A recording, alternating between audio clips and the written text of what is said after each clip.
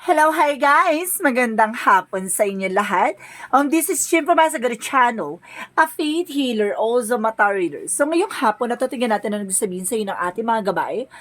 This is weekly gabay for the month of October 25 hanggang October 31 for the sign of Sagittarius. So sagi, welcome to my channel. Ano kayang messages, advices, and spirits ang ating masasaga for today's video? Kano naman kayang energy or kaganapan sa buhay ng mga sagi ang ating mga hagilap. So guys, this reading is a general reading lamang, hindi lahat makaka-resonate. Kunin lamang po makaka-relate sa inyo and comment down below kung kaninong energy ang ating nasagap. And of course guys, don't forget, to comment down below your full name, don't forget to comment down below your full name, birthday, and of course location nyo kung asa makaisulok na mundo. Para sa susunod na reading natin, baka energy mo na masagat at mahagilap natin. And of course, maraming salamat sa walang sawang pagsuporta sa aking channel, lalo na hindi nag-skip ng ads. Naway pagpalain kayo ng Diyos at may kapal. So guys, umpisahan natin.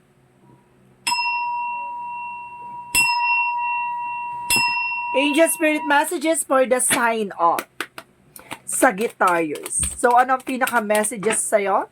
There is an emperor, a maturity. No? Kailangan maging mature ka sa lahat ng desisyon. Or, and because there is a boss, no? Some of you guys, there is a boss.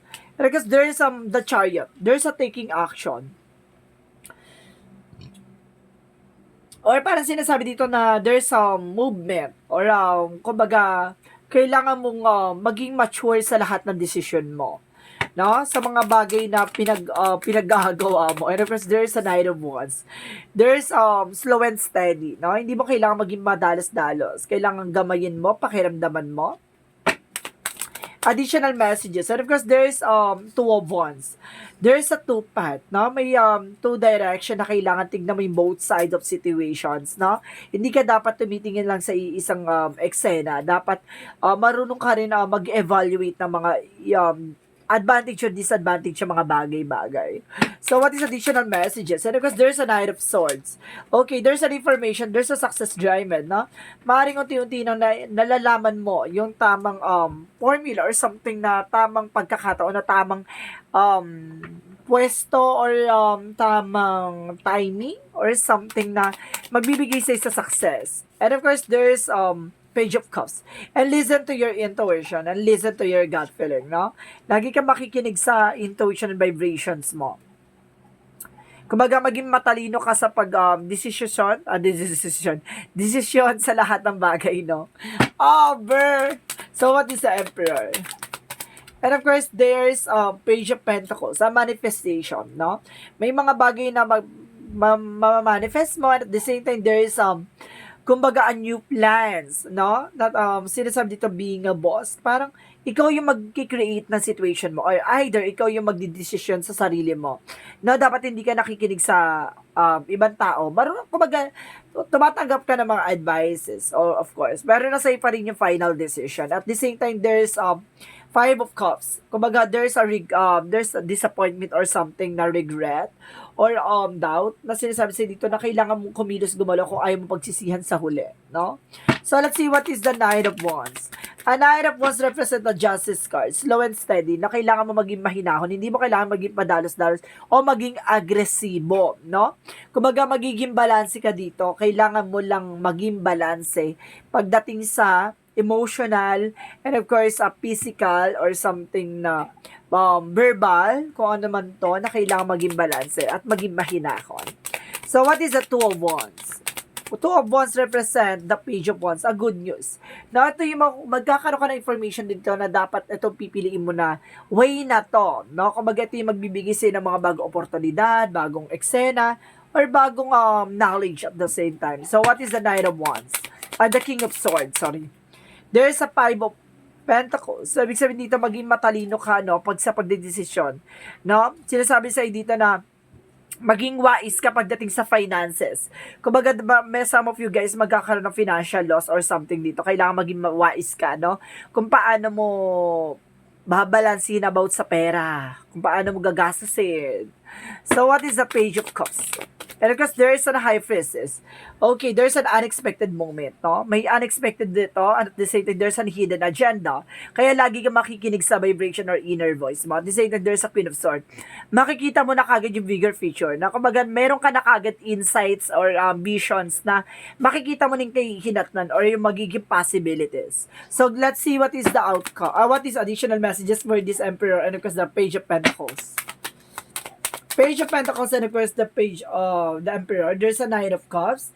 And of course, there's a Knight of Cups and of course, there is a Eight of Cups. Now, letting go. There's an offer na kailangan mong antayin. Hindi mo kailangan madaliin at hindi mo kailangan, kumbaga, puwersahin. So, kailangan mo lang mag-antay.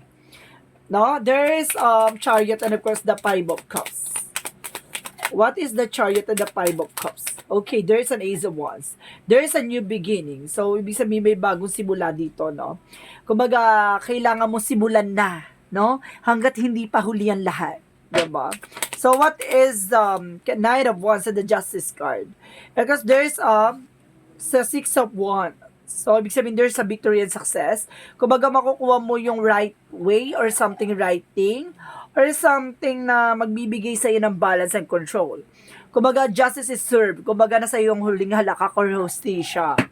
No? A victory is coming your way. So, what is the Two of Wands and the Page of Wands?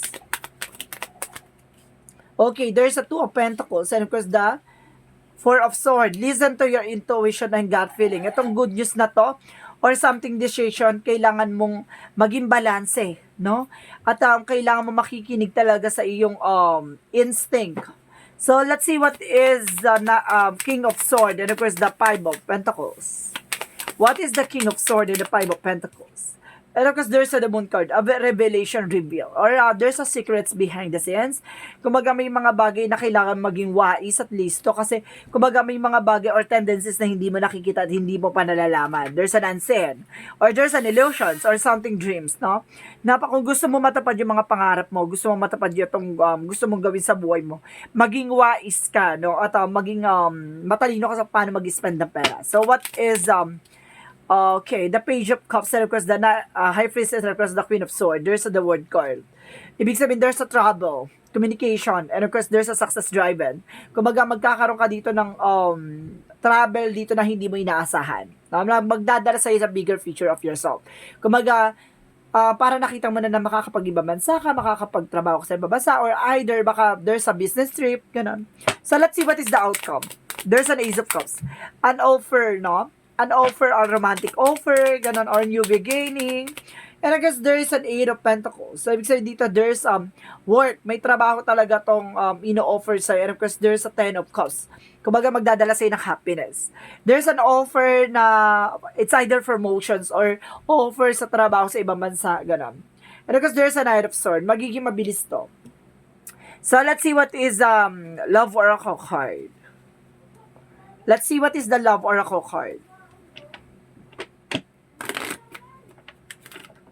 What is the Love Oracle card? The Chaser, no? So, some of you guys na, kumbaga, wag ka matakot, no? Na maiwan or something. Kasi kung para sa'yo, because there's an act, diba? There's a breakup or separations or something abandonment. So, some of you guys parang naiwan na nga talaga, no? Parang na-trauma ka na at parang nadala ka na. This same time, there's a heartbroken. Oh, I told you. Meron talaga ditong separation na naganap. So, sinasabi sa'yo dito na there's a new romance, a new romantic cycle na makakantam, no? May makikilala ka either sa ibang bansa to or dito na sinasabi sa'yo dito na mukhang pag-iwanan o iniwan ka sa era ng person na to. And of course, there's a new beginning coming in for you na bagong love life. So, let's see what is the Yin and Yang Oracle card. Let's see what is the Yin and Yang Oracle card.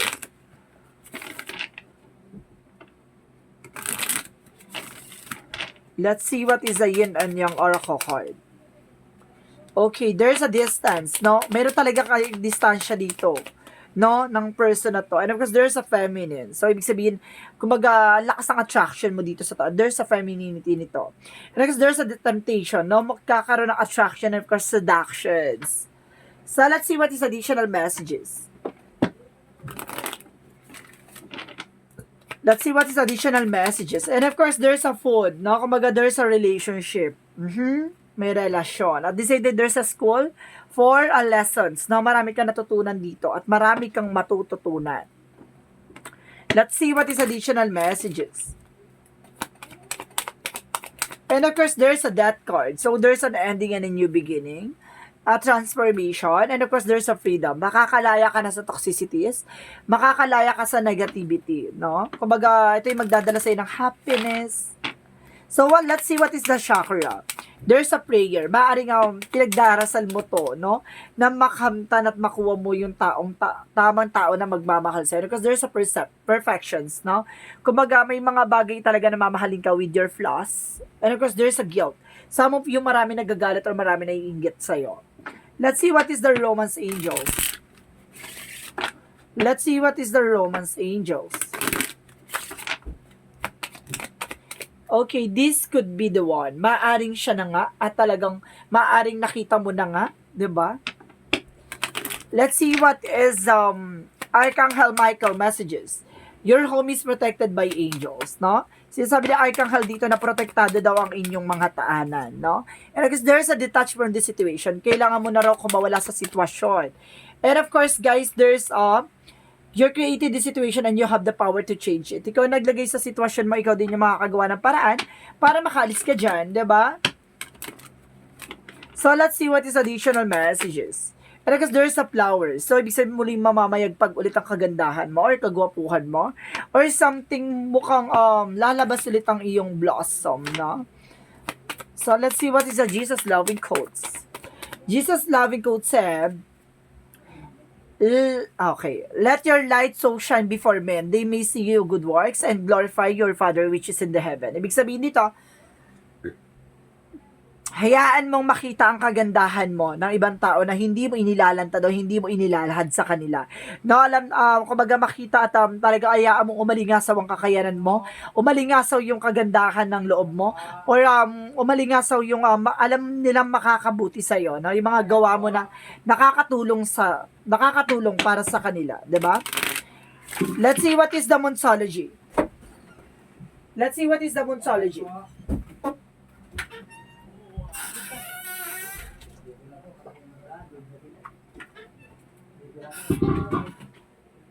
Let's see what is the Monsology.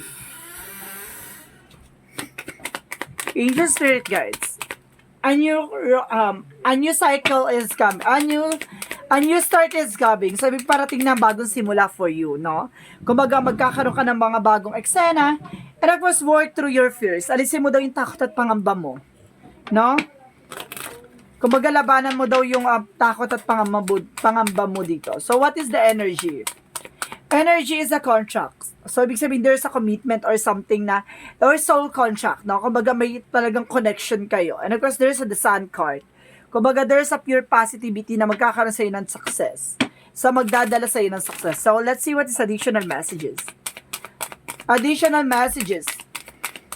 And of course, there's the void, no? Maaaring may mga bagay na kailangan mo iwasan at kailangan mo ng tigilan at kailangan mo ng putulin ng mga bagay na alam mong hindi makakatulong sa iyo. And of course, surrender to the sweetness, no?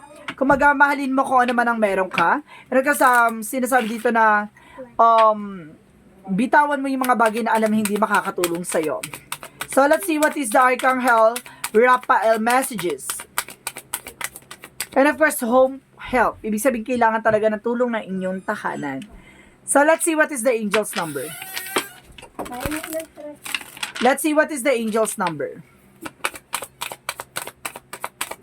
Angel's number said, there's a 30. I am an imaginative. So, sinasabi dito, you are able to original, innovative thinker and excellence, communicator, and you have a great talent for using creativity to convey your ideas, and your optimistic attitude has a uplifting effect to other. Ibig sabihin dito, kumbaga yung imaginations mo na makakatulong, kumbaga makakatulong sa ibang tao, no? Kumbaga kayang-kaya mong makipagsabayan or kayang-kaya mong kumbaga makahatak ng mga bagay-bagay sa ibang tao na kumbaga makakatulong sa'yo, no? At the same time sa ibang tao. Kumbaga, yung kaisipan mo, no? Advices mo at the same time, no? Kumbaga, nakakapag-create ka ng mga bagay-bagay na makakatulong sa kanila. So, let's see what is the messages of life. Let's see what is the messages of life. And of course, dance of the rhythm. So, sinasabi dito guys, today I find the joy in my heart. I lighten my life by releasing what I no longer need. I align myself with who I am and gently acknowledge who I'm not. Who I am not. I am grateful for what I possess and I am peace with the what I do not. I appreciate and accept my life as this is. I live according to the will of God. In this way, I dance with the life and see the magic of love. Parang hinahayaan mo dito na ipakita, no, ang tunay na ganda o tunay na nakatangiang meron ka, no? Hindi mo man kumbaga, hindi mo man sinasabi sa kanila yung mga bagay-bagay, kumbaga yung mga gawa mo, no, ang makakapag-determine, no, ng katangian mo, na sila mismo ang makakapagkakilala sa iyo sa mga ganong eksena. Kumbaga, hindi mo naman sinushow o hindi mo naman binibenta yung sarili mo, pero yung man tao na yung nagre-refer, no, na may gantong eksena ka, or something na if either your business, your work, no, kumbaga yung magandang image mo, yung nagbibigay sa kanila ng 'di ba? Ng parang kumpiyansa or something na motivations. So guys, this reading is a weekly gabay for the month of October 25 hanggang October 31 for the sign of Sagittarius. This reading is a general reading lamang, hindi lahat makaka-resonate. Kunin lamang po makaka-relate sa inyo and comment down below kung kaninong energy ang ating nasagap. And of course, maraming salamat guys sa walang sawang pagsuporta sa aking channel. Lalo na hindi nag-skip ng ads. So may pagpalain kayo din Diyos at may kapal siksik-liglig nag-uumapaw ang bumalik sa inyong biyaya. Maraming salamat and see you in the next video. Bye-bye and babush.